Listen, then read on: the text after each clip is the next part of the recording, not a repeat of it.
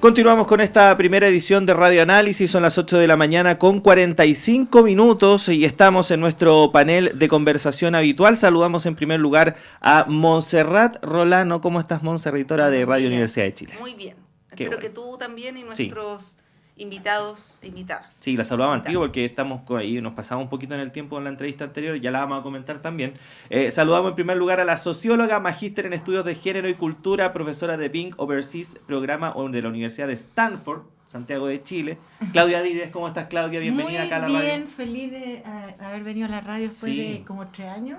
Sí, entre pandemia, estallido y todo. Sí, muchas gracias. Estallido nuevo, es decir, estudio nuevo. Estudio nuevo. No, pero digo como proceso histórico. Sí.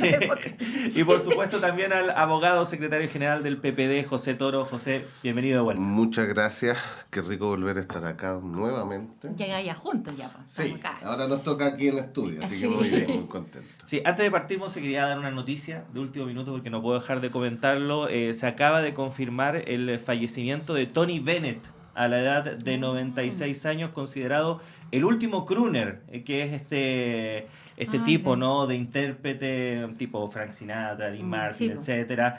Bueno, Tony Bennett era uno de los últimos que todavía, hasta hace poco, estuvo ahí vigente. De hecho, tuvo ahí un disco de duetos con algunas figuras más jóvenes, bien bueno. Y se confirmó la muerte hoy día en la mañana, así que hay luto en el mundo de la música. Bueno, vamos a partir y el tema obligado es este robo que ocurrió ayer en las oficinas del Ministerio de Desarrollo Social en circunstancias que se están investigando, bien extrañas. Ya hay una persona detenida, se encontraron los computadores, solamente falta esta caja fuerte con documentos relativos al caso Convenios. Una serie de declaraciones, de reacciones, una declaración de la UDI exhortando al presidente para que pidiera la renuncia del ministro Jackson en un plazo de 24 horas o de 48 horas. Bueno, no es primera vez que ocurre eso en todo caso. ¿Cómo ven lo que pasó en esta circunstancia tan extraña, ¿no? Siempre se habla cuando ocurren estos casos del guionista de Chile, pero bueno, ¿cómo ven lo que pasa y las implicancias que ha tenido, ¿no? Porque efectivamente hay un encono, una animosidad contra el ministro Jackson, que cualquier cosa que ocurra relativa a su ministerio o a su persona o a su partido da pie para que existan este tipo de declaraciones, y lo que pasó ayer fue, yo creo que un poquito excesivo. O sea, el senador Espinosa diciendo que el ministro Jackson era el líder de una banda criminal prácticamente, ¿no? ¿Cómo ves lo que ocurrió con este hecho, Claudia?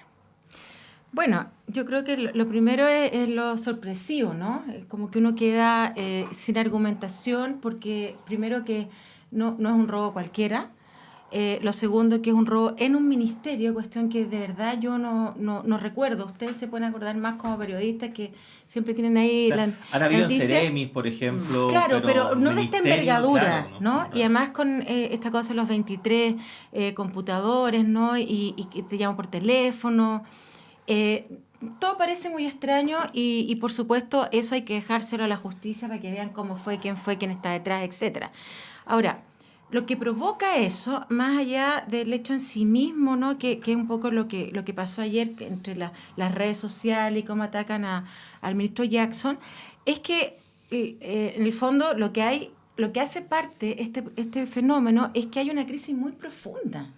Entonces, una crisis que no está resuelta, ¿no?, que es producto no solamente de las fundaciones, sino que en el fondo lo que hay es una credibilidad respecto a la confianza democrática de las instituciones que tenemos. Y eso es lo grave. Entonces, por supuesto, van a haber algunos que van a querer, como se dice en política, la cabeza de alguien, ¿no? No al lugar, digamos, a las apreciaciones respecto a que el ministro es parte de una banda. Me parece que esas son palabras excesivas, no puede comprobarlo, ¿no? Eso creo que no se puede decir, pero sabemos que el senador y otras personas han estado prácticamente siempre hablando en contra de un otro ministro. Entonces, a mí lo que me parece grave de esto es cómo las instituciones democráticas de nuestro país pierden cada día más, yo diría, más confianza. y por otro lado que es un suceso tras otro. Entonces, un suceso tras otro lo que habla es de una crisis desde el mismo gobierno, ¿no? De cómo llevar adelante este proceso, y una crisis que va a mermar, por supuesto, la confianza en la gente, y lo dicen todo tipo de encuestas, y además es la conversación, no solamente en las encuestas, sino que es la conversación en diferentes espacios.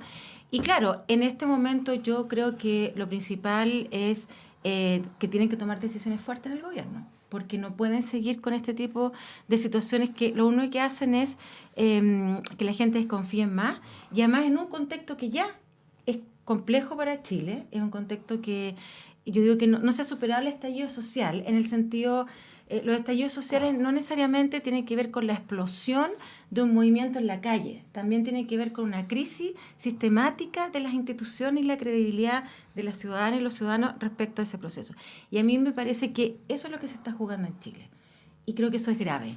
Es grave, sobre todo porque hoy día ya está súper comprobado, por lo menos en los últimos, yo diría, 15 años, que la forma de cómo llega la derecha más conservadora, más fundamentalista, más integrista, ¿no?, a los gobiernos con golpes blancos, que les dicen ahora, ¿no? Y eso, el conflicto que tenemos en Perú, que estuvo la gran marcha ayer, fue, ¿no?, antes de ayer. Entonces me parece que yo lo encuentro gravísimo lo que ha pasado. Y además que, mira, yo no sé, bueno, a lo mejor tú nos puedes contar más, pero yo no sé, en estos momentos de crisis, así frente a un hecho tan raro como este, a veces es mejor quedarse en silencio y que exista una sola voz que dé cuenta de que hay un proceso de justicia, pero todos hablando al mismo tiempo, diciendo distintas cosas, de verdad que es la peor señal. Sí, que fue un poco lo que se le criticó ayer al ministro Jackson, que en cierta forma pisa un poco el palito del senador Espinosa y No se lanza una contestar, declaración obvio. sin mayor fundamento. ¿Cómo lo ves tú, José? Yo creo que el hecho es sumamente gravísimo y tiene que ser investigado completamente, hasta la última circunstancia. Porque aquí lo que hay es, uno puede decir, mira, hay cierta intención como de poner un manto de duda en una investigación que debe ser también investigada a fondo. Entonces, ¿a quién le beneficia esto? ¿A quién le beneficia el robo? ¿A quién le sirve? ¿Por qué? Entonces, todos esos mantos de dudas dañan completamente la democracia y dañan la fragilidad de nuestro sistema. Ahora, menos mal, Carabineros actuó rápidamente y logró pesquisar los 23 computadores. Hay que ver el destino de la caja fuerte, pero hay que investigar a fondo, porque ¿a quién le sirve este hecho? ¿Para qué? ¿Cuál es el sentido? Por otro lado, también la empresa de seguridad, un ministerio, uno va a una reunión y le cuesta entrar enormemente. Sí, entonces, te piden el carnet, o sea, te piden casi las huellas un mínimo digitales. de poder, ¿qué pasó, no? Además que ya lleva harto años haciendo este servicio. Entonces creo que hay que dejar que el fiscal nacional dijo eso también, ¿no? Algo de eso se refirió a decir, bueno, pareciera ser que esto no es un robo cualquiera. Y algo hay que investigar. Yo creo que qué bueno que Carabineros pudo pesquisar rápidamente los computadores, pero hay que llegar hasta el final de la investigación, sí o sí. Sí, bueno, Y la desde lo información más estaba político, respaldada, además. Sí. Y además la información que también se le va a pasar a la Fiscalía producto de la investigación del caso Convenio, toda esa información está respaldada y el ánimo de la autoridad es colaborar con el gobierno. Pero yo digo, bueno, el ministro, ¿por qué tiene que salir a contestar? Si tiene detrás, hay una operación de la derecha para sacarlo permanentemente, esta carta, que a mí me parece última, que los diputados La de le la pidan, UDI. la de la UDI, que le pidan al presidente de la República, perdón, es una facultad presidencial. Yo no sé en qué minuto todos perdimos el republicanismo que caracterizaba a nuestro país, ¿no? O sea, hay que tener también un respeto, y sobre todo quienes son representantes electos por los diferentes poderes del Estado y sus atribuciones y su ejercicio, ¿no? Sí, yo ya me perdí la cuenta de cuántas veces se ha pedido la cabeza de Giorgio Jackson a raíz de distintas situaciones. El caso Convenio es la última. Y considerando eso, la permanencia del ministro Jackson en el gabinete a propósito del caso Convenios, ¿no? Y toda esta polémica con RD, ¿cómo la ven ustedes? Porque más allá que en este caso probablemente no tiene nada que ver y él se ve perjudicado con este robo más que beneficiado. Y en el caso Convenios, él personalmente tampoco tiene nada que ver, salvo de ser uno de los fundadores del partido, ¿no? Del cual había militantes involucrados. Constantemente se está haciendo ruido el ministro Jackson y eso abre la pregunta si es que no le es más útil, por decirlo de alguna manera, al presidente en otro lugar que no sea ese, donde constantemente se le esté atacando y donde llegan a la moneda y el presidente muy fácilmente a través del ministro Jackson, que sabemos es amigo del presidente y es un colaborador histórico, ¿no? ¿Cómo ven eso respecto más allá de este caso de los computadores? Mira, hay veces la historia que hay que tomar decisiones que son complejas, que pueden ser duras, que por supuesto en este caso solamente es mandato del presidente y él tendrá que decidir. Pero me parece que aquí lo que importa es, primero, la democracia, para ponerlo como en términos bien generales. Segundo, el gobierno en su proyecto, ¿no? El proyecto que ellos han planteado, y me parece que el proyecto se ve debilitado por todo este tipo de hechos, pero además se ve debilitado en una cuestión bien concreta, con las reformas que han querido plantear. Entonces, si las reformas... en política la cosa es bien dura. En política doy, tú das, me das, la negociación es parte de las habilidades y yo creo que van a tener que tomar una decisión que es compleja. Por lo que tú estabas planteando, Monse, pero además porque vienen estas dos reformas, ¿no? La de pensiones y la reforma tributaria, bueno, que está todo a media y que en general todos los analistas plantean que las reformas no se van a llevar a cabo, ¿no? Que es muy poco probable que salgan adelante. Entonces, yo creo que hay una decisión compleja, sobre todo para la alianza, para la gente del Frente Amplio, porque efectivamente el ministro Jackson es una de las figuras importantes dentro de la configuración del Frente Amplio, pero tendrán que sacar las cuentas qué es lo que es mejor para el país. Y aunque eso es una atribución del presidente, uno puede dar una opinión respecto a eso. Y a mí me parece que está haciendo muchos escollos, ¿no? Y esto... No logra, ¿cuántas semanas ustedes que llevan siempre la cuenta? ¿Cuántas semanas llevamos con el caso fundaciones, convenios, no sé? Más de un mes. Más de un mes. Sí. Entonces, ahí hay un problema, aunque él no está acusado directamente, ¿no? Pero hay cuestiones que no son directamente tampoco en la vida política. Y esos son costos en la vida política que se tienen que pagar. Y yo creo que ahí van a tener que tomar decisiones duras. Han ingresado nuevas personas de la concertación, que yo creo que ha sido bastante bueno en algún sentido, y recordemos las frases del ministro respecto a la superioridad moral. Y esas son pagadas de cuentas que se hacen en la política, ¿no? Entonces, no les voy a venir a decir a ustedes, no, mira, la política es súper amorosa. No, aquí son pasadas de cuentas, duras, complejas, y yo creo que esta situación no va para más. Yo creo que no le hace bien al país. La conversación en la calle es ¿hasta cuándo?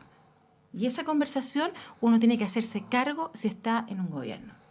Ahora, José, tomando en cuenta eso y que en un sistema también tan presidencial Sí, claro, como el que tenemos, lo importante, ¿no? Lo más importante es proteger al presidente o presidenta, dependiendo del caso, independiente de los ministros. Yo siento que a lo mejor ese análisis ya está hecho en la moneda y ya hay cierta claridad respecto de que hay que tomar una decisión en torno a este tema y que a lo mejor esa decisión tiene que ser dolorosa. Pero también es muy importante cuándo se toman esas decisiones. Y en ese sentido pasa algo muy curioso, particularmente con el ministro Jackson, que no se da pie a que se pueda tomar esa decisión, porque claramente el gobierno tampoco quiere que sea una decisión muy obvia en torno a que, por ejemplo, tienes que echarlo, ya, lo he hecho. No quieren ese escenario, yo creo, Claro. en el gobierno, pero no dan pausa, no hay pausa en contra del ministro Jackson, entonces tampoco se da ese periodo de paz, por así decirlo, como para poder convocar tregua. a un ajuste de gabinete y realizar los cambios que se tengan que dar para que no se vea tan obvio que aquí el problema era una figura en particular. ¿Cómo lo ves tú, José? A mí me cuesta entender la obsesión contra Jackson de muchos actores, no solo de la oposición completa, sino también de actores del oficialismo, ¿no? Y parece casi una tragicomedia esta obsesión. Y yo digo, bueno, es como raro que durante tanto tiempo en política no haya ni un amigo para defenderte, po. Y me lo cuestiono, digo, bueno, uno en general construye relaciones y genera vínculos donde va buscando gente que Camila que Vallejo apoyar. hacía lo que más lo ha defendido. Así es, claro, desde el rol que le corresponde incluso. Pero me cuesta entender esta obsesión con el ministro. Y yo no sé si este problema se soluciona simplemente con la renuncia de Jackson. Yo entiendo que las responsabilidades siempre son personales, de un problema de una cartera que no es la de él, pero mientras más lo ataquen, mientras más pidan su cabeza, genera el fenómeno contrario. Claro. Genera el fenómeno de asegurar, de fortalecer, porque finalmente también la política es estas situaciones de fuerzas de uno u otro lado para efectos de poder seguir avanzando. Ahora, efectivamente, ¿cómo salimos de esto? ¿Cómo el gobierno vuelve a retomar su curso y vuelve a impulsar las pensiones, vuelve a impulsar la reforma tributaria, que es completamente necesaria? La ministra Jara algo trató de hacer, convocando a esta mesa en que están todos los partidos, donde yo fui a la primera reunión y hubo una buena disposición por lo menos de sentarse a trabajar los equipos técnicos, ¿no?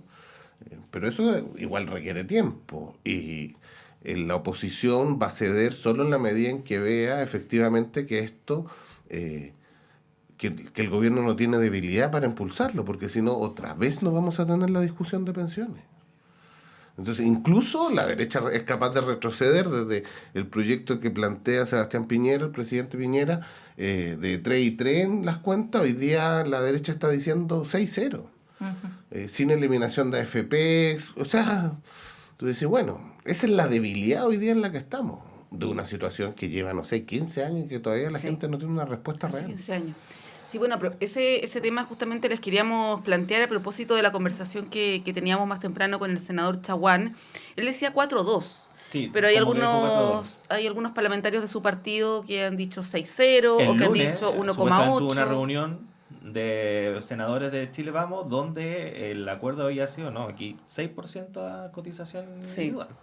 No hay consenso en el propio sector respecto de hasta dónde podrían transar. Bueno, están estas reuniones con los equipos técnicos en curso. Hubo una del día lunes o martes y entiendo que hoy es la segunda. En esta discusión que el gobierno le puso urgencia, yo me imagino que la ministra Jara le va a retirar, si no lo ha hecho ya, la urgencia para poder analizar más en profundidad este tema que no es que sea una discusión incipiente. Venimos hablando de esto, como dice José, hace ya casi 15 años. Y es un debate que está muy mediado por la supuesta opinión mayoritaria de los chilenos y chilenas que apunta a que la plata debiera irse a las cuentas individuales, ¿no? Y toda esta lógica de con mi plata no. Hoy día hay una entrevista bien interesante en el Mercurio al diputado Santana, que es presidente de la Comisión de Trabajo de la Cámara, y él sostiene que el juicio de la población no puede ser el único parámetro, que es un poco el argumento que se plantea desde la oposición, ¿no? Que la mayoría quiere que la plata vaya a las cuentas individuales. Es un debate que está abierto, que es complejo en este escenario, sobre todo después de los retiros, ¿no?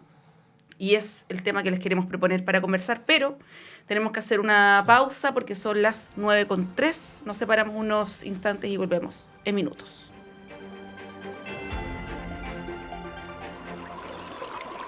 Aguas Trayén o Cascada en Mapudungún es la mejor agua purificada con tecnología de última generación. Para más información, visite su página web www.aguastrayen.com.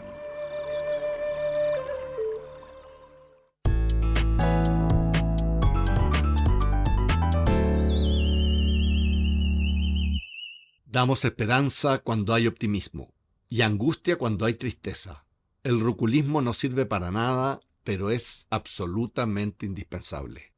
Poetas ruculistas, conducido por el expedicionario Javier Yaxacóndor, por la poeta indisciplinada Rosa Espinosa y el poeta pseudo-místico Francisco Jiménez Buendía. Todos los sábados, 22 horas, por Radio Universidad de Chile.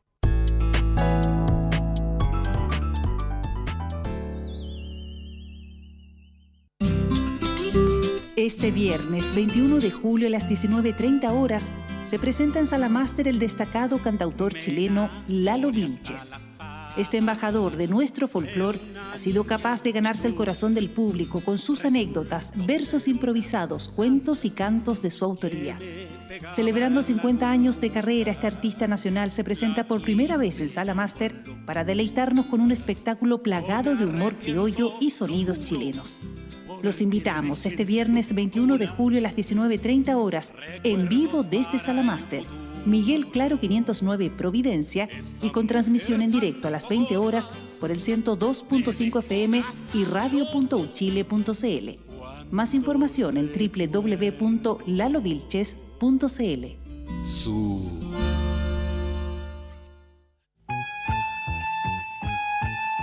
Radio Universidad de Chile les invita a escuchar el programa Memorias de Futuro, un nuevo espacio de educación, formación ciudadana y la historia popular de Chile y Latinoamérica, junto a grandes invitados e invitadas, todos los sábados a las 22:30 horas en el 102.5 FM y radio.uchile.cl. Conduce Jan Flores.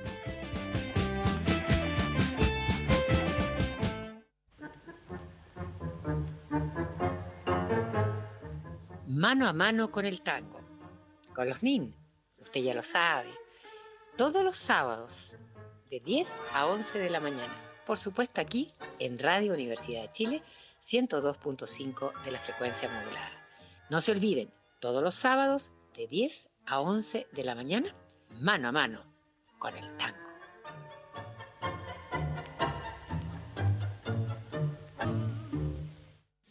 Portal Disc, Cultura Violeta y el Liceo Manuel de Salas te invitan a un gran ciclo de música y teatro que se realizará durante este año en su histórica Aula Magna. Grandes artistas como Pancho Varona de España, Jairo de Argentina y los chilenos Nehuen Afrobeat, Mauricio Redolés, Banda Conmoción, Múrgala Urdemales y Pascuala y la Vaca serán parte de este gran ciclo. No te lo pierdas. Más info y entradas online en portaltickets.cl.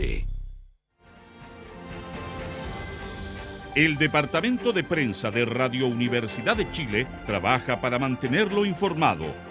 Radio Análisis, una transmisión conjunta de las radios que piensan.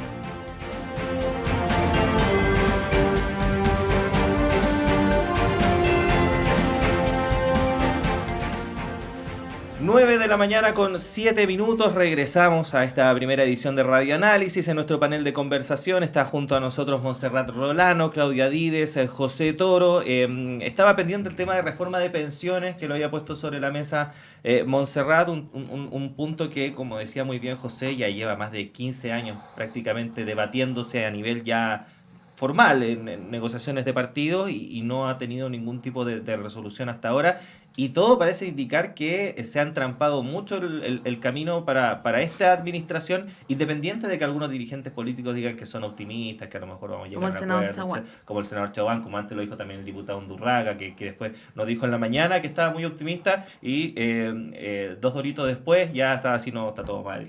Entonces es como complejo. Claudia, ¿cómo lo estás viendo tú? O sea, mira, no cabe duda que este es un tema de antaño, ¿no? Y que han habido diferentes debates y discusiones, y hay que recordar que en el momento en que se pone también el debate más fuerte, sobre todo en el Parlamento, es una vez que se arma la movilización de la coordinadora Noma FP. Yo creo que eso es un hito muy importante porque logra movilizar más de 1 millón de personas y en diferentes lugares de Chile. Entonces creo que ahí hay un trabajo que vienen realizando ellos y que por supuesto tiene una postura también bastante clara respecto al tema pensiones.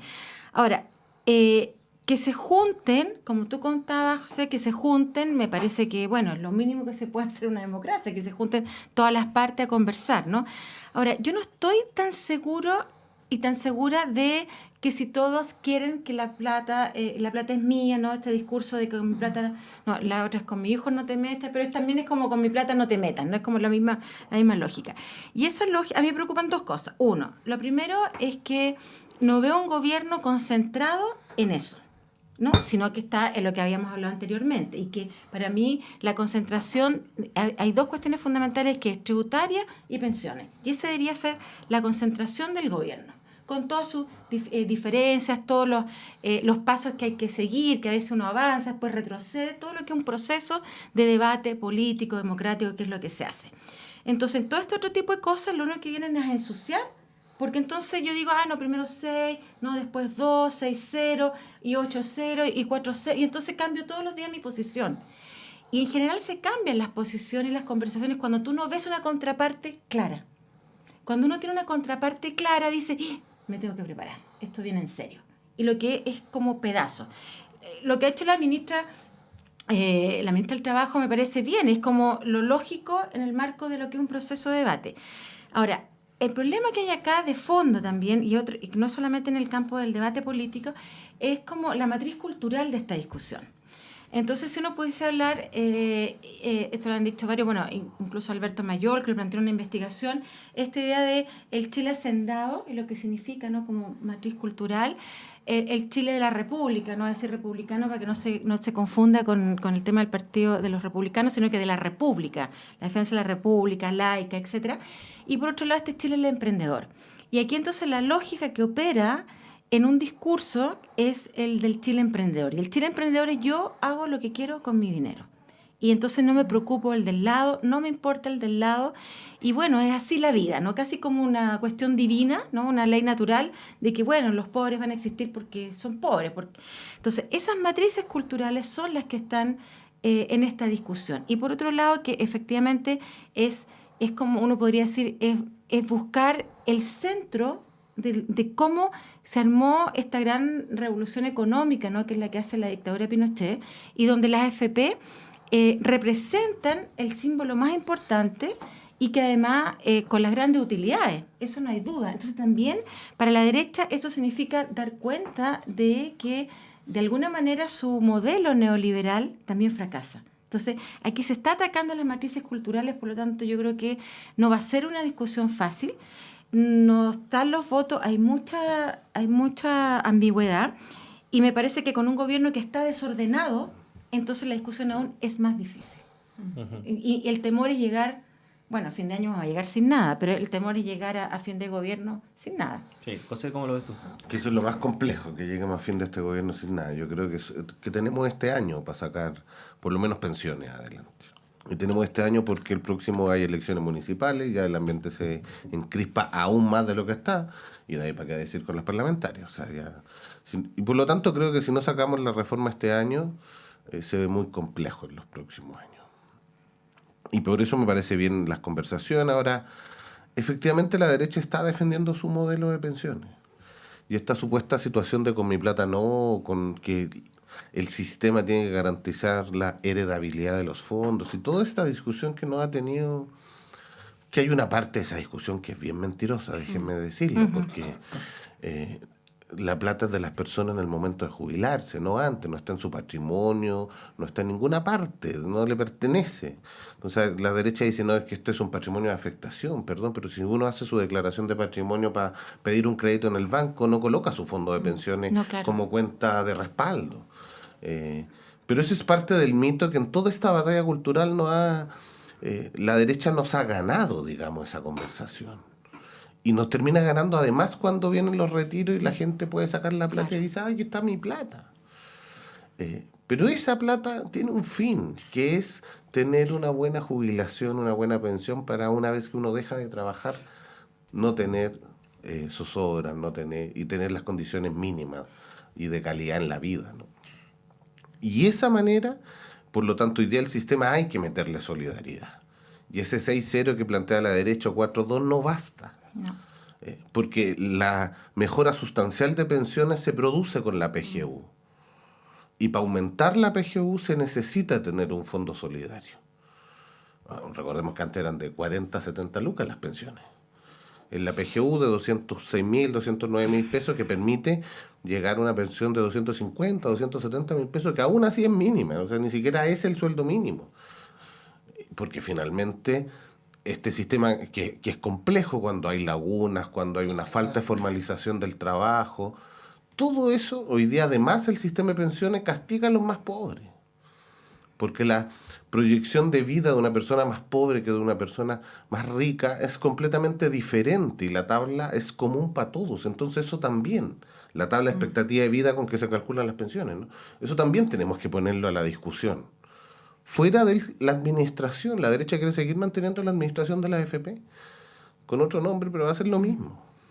Pero además agregar a eso lo que son las pensiones para las mujeres, ¿no? Que hoy día las PGU obviamente no son para las mujeres de 60 años, ¿no?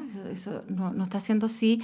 Y además que las mujeres son las que menos han tenido trabajos formales y con todas las de la ley, digamos, las pensiones y con todas las garantías. O sea, ahí tenemos una diferencia que es brutal, la brecha de género. Entonces, a mí me parece que los diagnósticos están todos hechos y el problema es que aquí apuntas al centro, a uno de los, no sino que a uno de los centros más importantes del modelo neoliberal. Y esa es la discusión que hay ahí.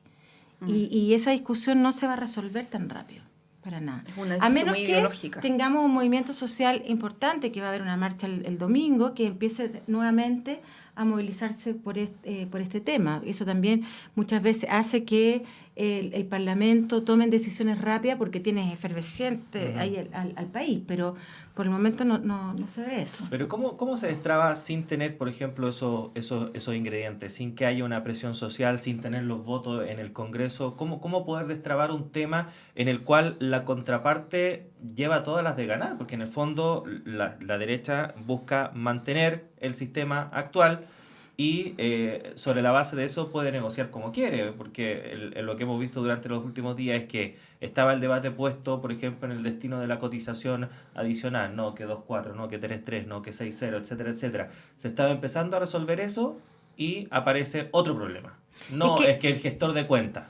Entonces, se resuelve uno y aparece otro. Entonces es difícil. Es que yo negociar. insisto que van a aparecer 50 problemas, porque siempre van. El punto es cuál es la propuesta que hay desde el otro lado y la seriedad. Con esto no quiero decir que la ministra no sea seria. Estoy hablando del gobierno en su conjunto. Cuando se ve que es un gobierno débil, ¿no? Y que tambalea por distintos lados y que no sabe cómo surfear las crisis, ¿no? Crisis que tienen todos los gobiernos, todos, no hay ninguno que se salve. El punto es cómo yo me enfrento a esa crisis, cuál es la resolución de conflictos. Y la resolución de conflictos son tardías, son poco creíbles, son de poco cuerpo, ¿no? Entonces, si yo soy oposición, digo, no tiene ninguna fuerza. Mira, si es una cuestión tan del ABC de la política. Claudia, ¿no? claro, habla del ABC de la política y tú vas a sentarte a negociar, te necesitas llegar a una posición de poder porque nadie negocia con alguien disminuido ni que sabe que va a perder. Y por lo tanto esa no es negociación, te van a pasar una planadora y con suerte vaya a tener algo. Inclusive, mira, si tú olvídate de la derecha como esta derecha que tenemos en la cabeza incapaz de reflexionar, por decirlo así de una manera.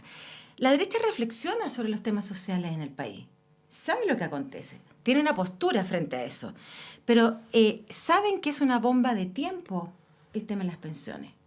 Porque si no se sale de esta recesión que entra, que sale, que está ahí como flotando, el tema de las pensiones es una cuestión vital, ¿no? Y además que con el cambio demográfico, obviamente tenemos más personas viejas, y viejo yo, viejas y viejo lo utilizo porque lo encuentro más amoroso, porque la otra palabra, personas adultas, me parece un poco cursi, es mi tema.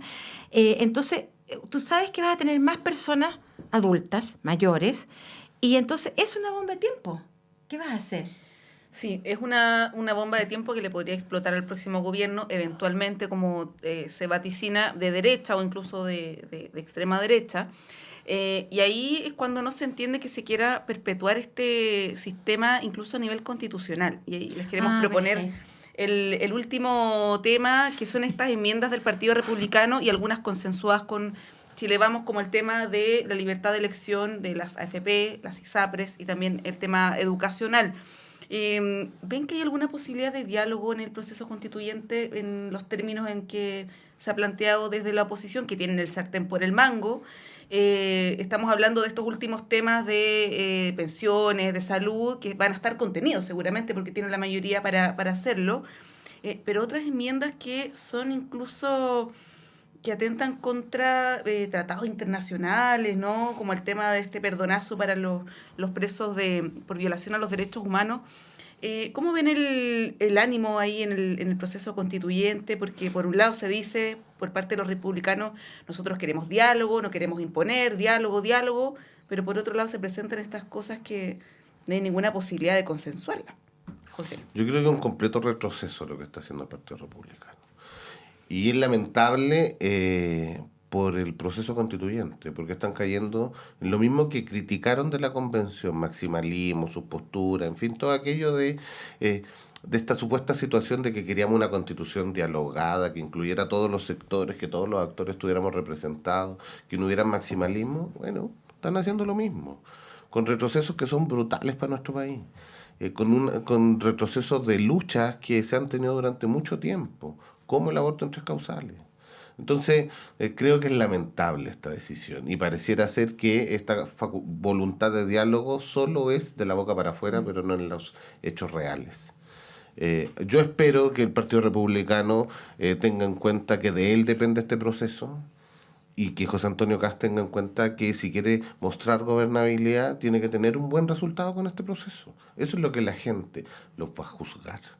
Por eso le dieron la mayoría.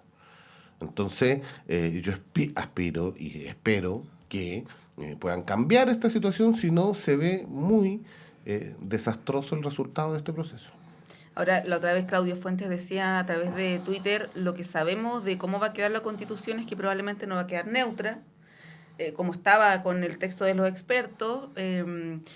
Va a estar contenido el tema de la libertad de elección en salud, en educación y en pensiones. Va a haber un capítulo para las Fuerzas Armadas. O sea, eso uno podría adelantar que va a estar en la Constitución. En ese escenario uno también podría adelantar o hacer proyecciones de qué es lo que va a pasar en diciembre. Yo creo que a la izquierda tampoco le convence mucho que estas enmiendas, por ejemplo, se aprueben, que es lo más probable que ocurra, y eso ya podría dar ciertas luces de una oposición, ¿no?, respecto del oficialismo. Yo tengo una posición que es un poco más radical respecto al tema. Yo creo que esto empezó como una especie de fraude democrático en la medida que habíamos tenido un proceso democrático de constituyente donde se elegía uno a uno, digamos, ¿no? Y aquí con este proceso de haber tenido estas 24 personas expertas haciendo la Constitución, que no es un problema, no es una crítica a ellos en sí mismos, como abogados, abogadas, constitucionalistas, que yo creo que hay gente súper buena ahí, sino como proceso político. Y entonces, y se suma a eso, por supuesto, que hayan ganado los republicanos, y yo creo que ellos nos van a dar su brazo a torcer. O sea, la composición y política ideológica de los republicanos es de ultraderecha. Y entonces esa ultraderecha no va a entregar la Constitución. Podría quedar, incluso lo que voy a decir, puede quedar una Constitución peor que la de Pinochet, pensando en todas las reformas que ha tenido la Constitución del 80. Y eso es grave, porque todos los procesos de debate que se hicieron en estos últimos 30 años para hacer reforma a la Constitución también costaron mucho, desde sacar los senadores designados, ¿no? Como para que algunos recuerden que habían senadores designados. Entonces, a mí no fue hace mucho tiempo. Y no fue hace mucho tiempo. Y por supuesto, que les quieren que les diga con el tema de abortos 3 causales. La pelea que dimos fue tan grande, la pelea política, ideológica, y que me tocó también llevar, fue tan grande en términos culturales que quede el derecho al que está por nacer, ¿no?, en la Constitución, es un retroceso inaudito.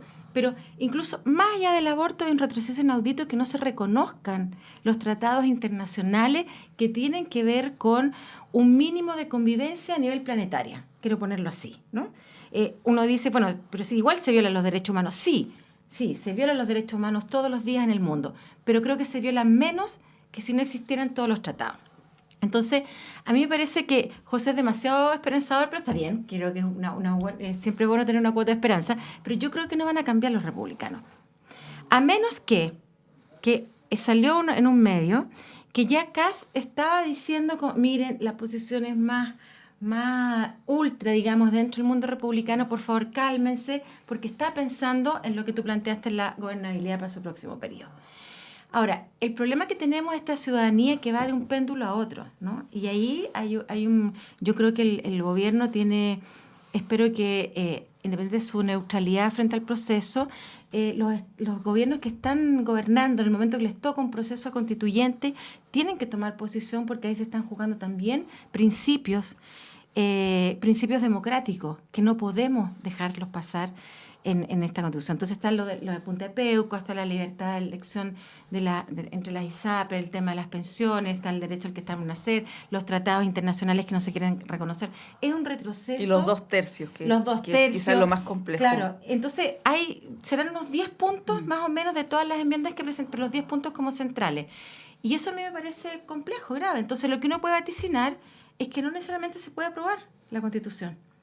No necesariamente se puede aprobar. Y eso significa entonces quedarse en un proceso abierto.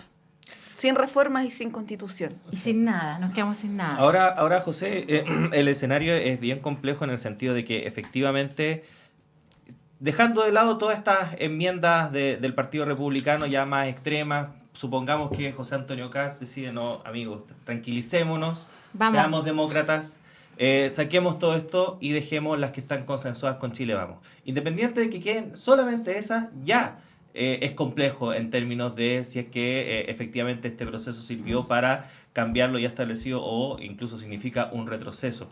Y ahí efectivamente el oficialismo va a tener que tomar una decisión y va a tener que decir, bueno, ¿convocamos a rechazar o convocamos a aprobar? ¿Qué hacemos? Y en poquito tiempo más. Y en poquito tiempo más, y también está el escenario de que, por ejemplo, efectivamente sea una mala constitución, que salga una mala constitución, y el gobierno diga, sí, esto es una mala constitución, y tengo que jugar una postura y voy por el rechazo. Pero eso significa también, en cierta forma, caer de nuevo en la trampa de presidencializar la elección y que nuevamente sea un referéndum de la gestión del presidente Boric, el plebiscito. Es una decisión difícil. Desde el gobierno yo creo que el gobierno tiene que mantenerse lo más lejano al proceso, para no presidencializar y esto no volverlo a convertir en un plebiscito. Pero claramente si los retrocesos son de tal magnitud, uno no va a tener otra opción, ¿no? Yo espero que el proceso termine y una vez poder leer el resultado, ¿no? No voy a cometer los errores que cometió la derecha de anticipar completamente y hacer una campaña en contra del proceso, pero hay que esperar el resultado y claramente los retrocesos, bueno, tenemos la opción todavía de a favor o en contra, creo que es la creo que es la votación. Pero a mí las contradicciones de la derecha siempre me sorprenden, ¿no? Porque son completamente liberales para algunas cosas, pero completamente conservadores para otras. Y lo digo en esta cosa del cambio, ¿no? De que todo ser humano es persona, volviendo un conservadurismo brutal en nuestro país, pero por otro lado quieren la libertad de elección, pero no dejan que las mujeres decidan libremente, pero quieren una libertad de elección basada netamente en un plano económico. Y por lo tanto yo puedo elegir solo si tengo plata, porque si no tengo plata, no tengo recursos, no tengo ninguna posibilidad de elegir. Esa es la gran contradicción de la derecha que nos ha tenido discutiendo esto y que insiste nuevamente en este caso. Sí, bueno, ahí Claudia dice que los republicanos van a seguir siendo lo que son, digamos, que tienen posturas bien extremistas, y había expectativas de que fuera distinto, o no sé, bueno, algunos analistas incluso planteaban que lo iban a hacer después de que estuvieron como enclaustrados un tiempo, no sé si se acuerdan, salieron con un discurso en pos de los acuerdos, con un ánimo distinto, pero estamos viendo que efectivamente las posiciones que tienen son las que ha tenido el Partido Republicano, la que tienen en el Parlamento también. Y ahí preguntarles cómo ven esto, porque efectivamente son personas que, anteayer lo decía Andrés Palma acá, que tiene una similitud con la lista del pueblo, en el sentido de que son personas que no tienen trayectoria política, ¿no? Nunca han pertenecido, nunca han participado de espacios donde se llega a acuerdos, no tienen esa... educación política. Exacto. Por lo tanto, para ellos no relevan el valor de los acuerdos, de conversar, de escuchar al otro, y están en un momento donde tienen todo el poder absoluto en una instancia, o casi. ¿Cómo ves eso, Claudia? Porque efectivamente es posible que, pese a todos los intentos, incluso de José Antonio Kast, pasen máquina, o sea, pasen la aplanadora. Digamos. Yo creo que, yo insisto en las matrices culturales, porque y tú vas a poner, perdón que ponga el ejemplo del aborto, que uno de mis temas, pero el aborto en 3 causales tampoco fue apoyado en gobiernos de la nueva mayoría ni en la concertación por la democracia cristiana. Y pasaron 30 años, 25, 26 años, en los cuales yo diría que el único partido, y coincide con que es el PPD, digamos, pero en los primeros que en términos de partido, porque los primeros que plantean son los movimientos feministas, pero en términos de partido fue el PPD. Gracias a la Adriana y a María Y a la Antonieta. Adriana, y a la María Antonieta, y a la Adriana le costó una elección, y estaba también la Laura Rodríguez, o sea, ya hay 3 mujeres en el Parlamento, y principalmente la María Antonieta y la Adriana, que ponen el tema, ¿ya? Y de ahí se van sumando con los años. Entonces, es muy difícil, porque la votación en el Parlamento respecto a este tema fue de los más, la derecha, cuando se hablaba de la derecha social, la derecha liberal, que son, bueno, no sé si clasificarlos, pero fue la Carla Rubilar porque ella era médica, sabía lo que estábamos hablando, ¿no? O los grupos que eran de la Lili Pérez, Godoy, si no mal recuerdo, Joaquín Godoy, ¿no? Que fueron, y que a mí me tocó ir a esos partidos a exponer lo que significaba el aborto 3 causales. Pero eran personas que tú veías que tenían una matriz cultural más abierta a la reflexión, que no estaban totalmente entregados a los dichos de la Iglesia Católica, que es lo que influía principalmente en esta postura. Los republicanos, su esencia, cuando uno empieza a ver la esencia, que yo estoy de acuerdo contigo que planteas que no hay una conversación política y por lo tanto de aprender a hacer política, que en un momento tengo que llegar a un acuerdo porque si no termino a bofetadas, ¿no? Que esa es como la diferencia entre el acuerdo y no cuando tú estás con una persona como el profesor Silva, que es del Opus Dei, que habla que no puede ir al cine, que tiene una serie de restricciones que seguramente lo optó en su vida, es muy difícil que acepte otra posición, porque son posiciones conservadoras de un Chile hacendado, oligarca, que no va a cambiar su posición. Pueden haber algunos, por supuesto, siempre está la excepción, pero no veo que haya como un modus operandi del republicano, de este republicano que son los que mandan, ¿no? De cambiar. Es cosa de escuchar su lógica, es una lógica del emprendimiento, el individualismo y finalmente de que, bueno, Dios lo quiso así, hay una especie de ley natural. Entonces, cuando se pone en cuestión los derechos, el avance de los derechos de las mujeres, cuando están discutiendo el tema de la paridad, que es una cuestión básica, cuando están discutiendo, por supuesto, el derecho a decidir u otros temas asociados, o cómo se concibe la niñez, ¿no? Me parece que no veo que hay una posibilidad de conversación ahí abierta. Si la hay, espero equivocarme, por supuesto que sí, pero no lo veo por la historia de Chile, por lo que uno ha estudiado de historia de Chile. Hay un concepto de una matriz cultural muy, muy, muy conservadora. Sí. José, te voy a tener que dejar o con la palabra en la boca o 30 segundos Dale para nomás, exponer. dale nomás. Sí, así porque ya nos pasamos, Nos son pasamos. las 9 de la mañana con Todo culpa del 32 senador Chaguán. minutos. Sí, que se Nos nos quitó extendió 15 también, minutos se nos el extendió senador. el senador Chaguán, sí, hay que bueno, senador Chaguán. Pero vamos a esperar que estén con nosotros de nuevo Por acá, supuesto. por cierto, acá en los estudios de Radio Universidad de Chile. Gracias Claudia, gracias José por haber estado con nosotros a esta hora de la mañana, que estén bien. Muchas gracias, Gracias que a estén muy bien. ustedes. Y Montserrat, nosotros ya nos reencontramos en una próxima ocasión porque el lunes Así es. regresa Patricio, así que él va a estar ahí a cargo del panel, pero nos veremos pronto. Así es. Radio Análisis continúa, queda un bloque todavía por delante, así que vamos y volvemos.